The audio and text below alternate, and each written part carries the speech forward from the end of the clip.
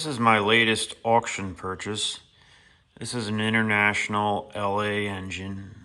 They call it a 1.5, 2.5 horsepower, that is. This is not a hit and miss engine as most people would think this is. It's actually a throttle governed engine. So this is pretty neat, I think. The main reason I bought this is it kind of has a little bit of a local history. This was owned by Bud Kaufman from the Kaufman Brothers International Dealership, the one I have my sign from.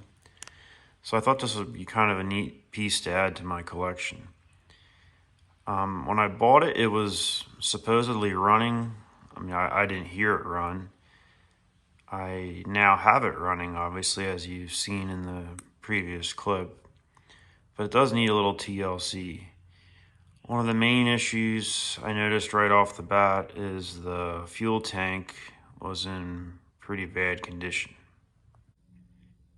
So here's the original fuel tank, which was on the engine when I purchased it. And you can see it had been patched quite a few times. I don't know what all that goo stuff is on top. But when I went to drain this, there's actually about 8 pinholes in the top. So as much as I'd like to keep the original fuel tank, I figured it was better to replace it because this is kind of a little too far gone.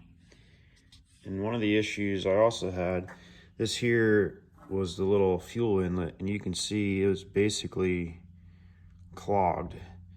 So I also got a new fuel line for it. You can see too, the bottom was in pretty bad shape. I'm sure this could be fixed. I just didn't really have it in me to do it. So I found this new poly tank, and actually it's pretty much identical to the old one other than it's plastic. I'm going to take it off and paint it. I do want to paint those brackets as well.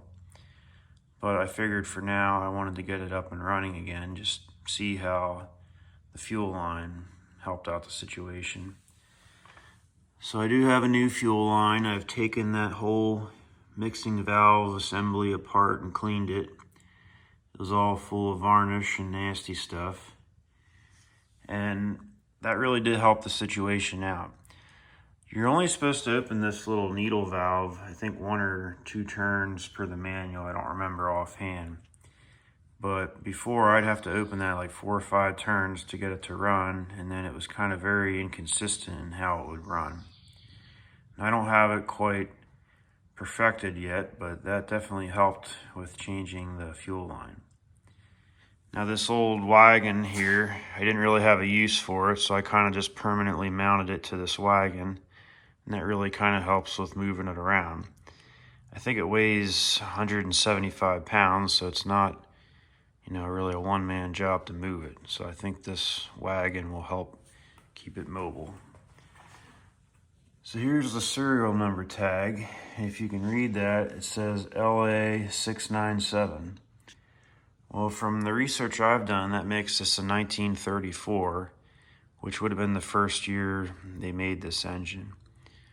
So again, this is an LA, and this later became the LB.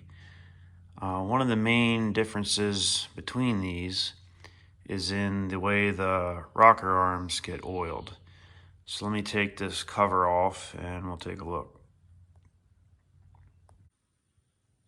And again, I'm no expert. I've been kind of learning as I go. This is my first experience with one of these engines.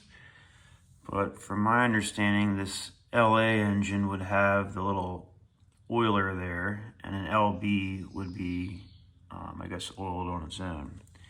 Now you can see this has had a repair there, but doesn't seem to be affecting anything. Here's a view of the flywheel side. And I'm not saying it's painted, the greatest, but I do kind of like the look of it. And I don't know if these old decals are original or not. It looks like someone painted around them at some point. But it's pretty neat, I think. And it does have the original cast iron lid for the water hopper there, which is pretty cool. And around the back, I have changed the oil. I actually changed the toy so far. It was pretty dirty in there, so I feel that, is going to help the situation. And it is pretty cool. It has a Wyco magneto, which is pretty neat, I think. I kind of like those old, decals on there. So that's pretty neat. So overall, I'm really happy with this purchase. I think it was around $300 I paid for it. I kind of envision either running an ice cream maker or something like that off of this just for fun. Again, I didn't really need this, but I don't really need half the things I buy. I just thought it was cool, so I figured I'd buy it. Thanks for watching.